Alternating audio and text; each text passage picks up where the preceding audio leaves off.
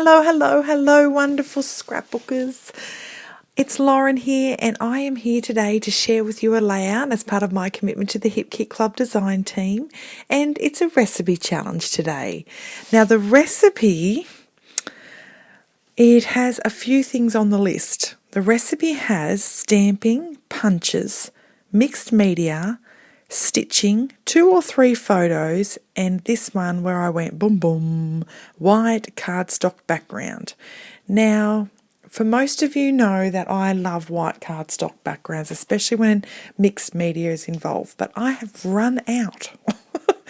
So I had to use my creativity and try and come up with a solution. So I thought I would get some of my white Liquitex gesso and sort of blur out this background a little bit just to give a whitish background effect to try and tick that recipe off. Now, as you can see, you can still see a lot of the background, but I want you to bear with me because I know that if this layout inspires you and you want to tick all those boxes off on the recipe, I know that this layout will look absolutely wonderful on a white cardstock background as well. So if you haven't got a cuppa, I want you to go and get one because this video is 16 minutes long, and unfortunately when you're dealing with mixed media and Lauren, these videos where I'm doing heavy mixed media work or time-consuming mixed media work always end up to be long ones. So feel free to skip through or go and get a cuppa, and you can listen to me ramble and chat as you watch me put this layout together. Now, I have used quite an assortment of mixed media products. I've used some stamps, I've used some Lindy Stamp Gang powders, and all these products are from the Hip Kit Club kits. Now, the stamps that I'm using there now are from the June kit, and the stamp that you see that was really sloshy and wet there that I put on there, that is from the Stamp Market, and that was from May's kits. And then I'm using 2 of the Lindy Stamp Gang powders. One's called Jana's Jade and one's called Afternoon Denim Delight, and they were old school Hip Kit Club products. So if you're a long-term Hip Kit Club chickie, then dig back in your stash and those colours are in there if you're wanting to create a layout with an effect like I'm creating now, or just go to your stash and pull out some blues. That's all that I was after. So I thought I'd create with these beautiful papers that came in the June kits, which are full of some exclusives from some Stamp Market and also some of the Pink Fresh Studio new Let's Stay at Home collection. So I thought I'd have a little bit of a play with some rainbow effect to document my little girl's Snapchat shenanigans. She's absolutely adorable, and when I found these photos on my phone, I had a giggle and thought, I'm going to scrapbook these and put them on a little plastic frame, and she can have that in her bedroom to have a bit of a giggle at. So here I am, I've gessoed my page, and now I'm simply using the stamps, the inks on those stamps, and soon you'll see me use those Lindy Stamp Gang powders. And the beautiful thing about those inks are they are reactive. So if you stamp them down, you can put a bit of water with them and you can swirl them around and get a bit of a different effect. Now, I've always liked to do layering, and one way that I get some of those layers in that colour is drying off as I go, or drying off one layer and then applying more product over the top, and that sort of creates depth in my mixed media elements. So if you're wondering why I'm doing what I'm doing now and having a heat gun and a paintbrush in my hand at the one time, that's why, because I'm just trying to speed up that layering process, but to get that really nice blended layered effect with my colours there. And as you can see, it's starting to blend really well, and you can see that I've transitioned from the pinks to the oranges, and now I'm doing the yellow section, and now I'm moving on to the blues. Now, the reason why I decided to not do all the colours at the one time, I didn't want to make a big blendy mess, and I know that when you add your yellow and your blue together, you'll get green, and I really wanted that blue to pop and have a section of its own because there's a lot of blue embellishments that I selected for this layout. So that's why I've done it two sections of drying off and two sections of colour, because I didn't want those blues to blend in with those lighter colours. So that's another reason why this video is taking a little bit of time, because I'm doing it in stages. I love those Lindy Stamp Gang powders because you can really get some different depth in your pigment using the powders. If you add more pigment, you get darker colours. If you add less and add more water, you get lighter colours. It's a really lovely product to use, and it's a lot of fun, even though it's a little bit fiddly with the powders. I do encourage you, if you haven't played with the powders before, to give them a go, because they're lots of fun. So as you can see, I've got it getting a bit of a rainbow effect. I'm just drying off the back, because sometimes I find that when I dry off the back, it really flattens my page out again. So it's when you're using a lot of product, your page sometimes tends to curl. So by drying off the back, I can sort of counteract that drying, and then my page curls back the other way.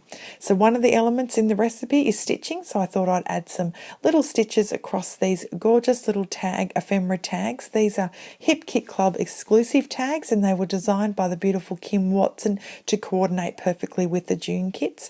And just adding that little bit of stitching along those tags just adds that little bit of detail. And of course, there it is, ticks off the challenge recipe for the challenge. Anyway, so there you go. So just checking my page now. Now I'm going to start thinking about building my clusters. Now this is the fun part. This is the part, well, mixed media is fun too. But when you start thinking about photos, you start thinking, oh my goodness, this layout's coming together. And I really had a bit of a clear idea with this sort of rainbow effect going down the page. So I was really sort of excited to pull all those colour themes out to give it a go.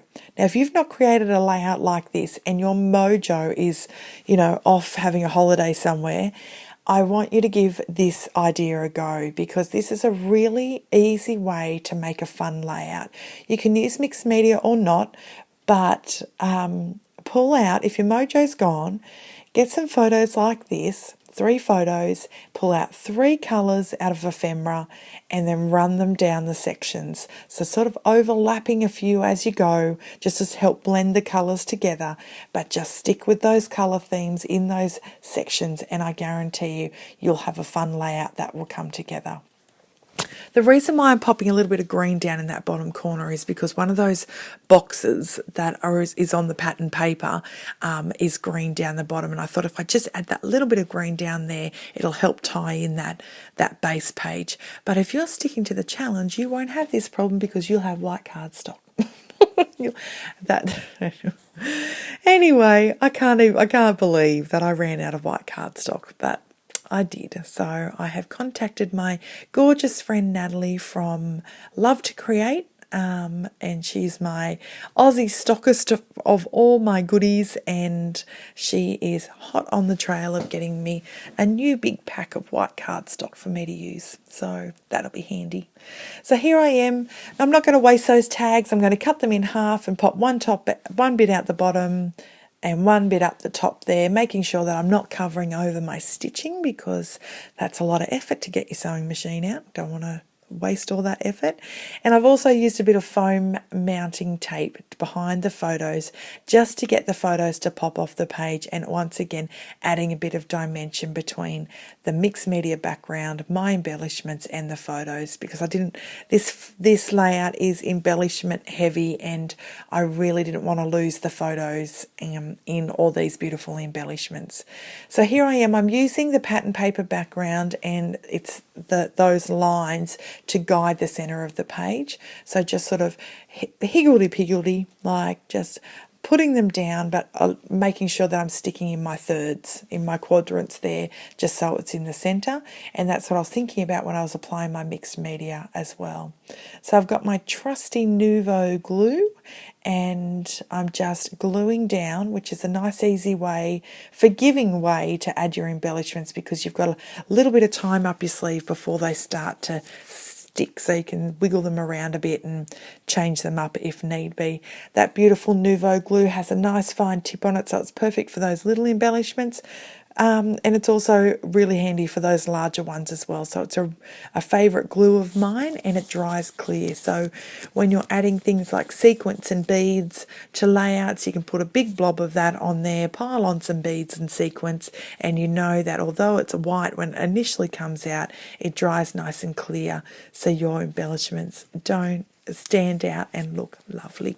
So playing with the tags, as you can see that I've tried to put a tag on each of the photos and then a tag on either side. Balancing out your layouts is something that is a good tip to do. Trying to look at your layout as a whole and balancing each side and occasionally the centres of the layout, just so it sort of blends and sort of comes together as one, if that makes sense. So as you can see, I've got a tag on each side. I've also put a house on each side. I'm mindful of my titles, because these are little titles. I want to balance those out again. So once again, I've got one on one side of the page, another on another, and one in the center there, just to tie it all in together. I've got one, I'm doing a diagonal here with the tags, and one's at the bottom, one's on the opposite top. And so if you can kind of see that the art to scrapbooking like this is really trying to balance out your page and not have one side too heavy with embellishments and another side with hardly any embellishments. So have a think about that if you're looking for some tips for your scrapbooking pages. Now these gorgeous enamel dots, this colour palette, I feel very frivolous. I think frivolous is a good word when I'm using so many enamel dots, but I just had to because it was sort of mixed media and splatty, and these colours were perfect. And these enamel dots are from Pink Fresh Studios' Let's Stay at Home collection, and they were perfect for what I wanted to do here, adding those embellishments in those same colour tones to create that really lovely rainbow effect. I couldn't help it. I've also got these lovely wooden, well, they're not wooden, sorry, they're chipboard adhesive flares. So they're flat, they're not risen up like a traditional flare, they're nice and flat. I really struggle with circles, but lately I've been trying to push myself out of my comfort zone and use circles. So just by tucking them here and there, I'm starting to get a little bit more comfortable with circles. And what it's also doing by peeking out the sides of the photos, it's sort of connecting each of the photos together and helping once again that colour transition to blend across there, if that all really makes sense. So here I am, I'm just finishing off. Whilst I'm at this stage, I'm also thinking about my journaling and what I want to write. This was my little girl. We were just hanging out at the basketball stadium. She was waiting for a big brother to finish basketball, and she just loves hanging out there. When I say, Katie, do you want to come pick up Jackson from basketball? She's in the car in 2 seconds, and if she's not got a basketball in her hand, she's brought the dog along as she has here, and she's just laying around the stadium up on the stairs, really feeling comfortable with that space, which is her space as well because she plays basketball. But it's lovely.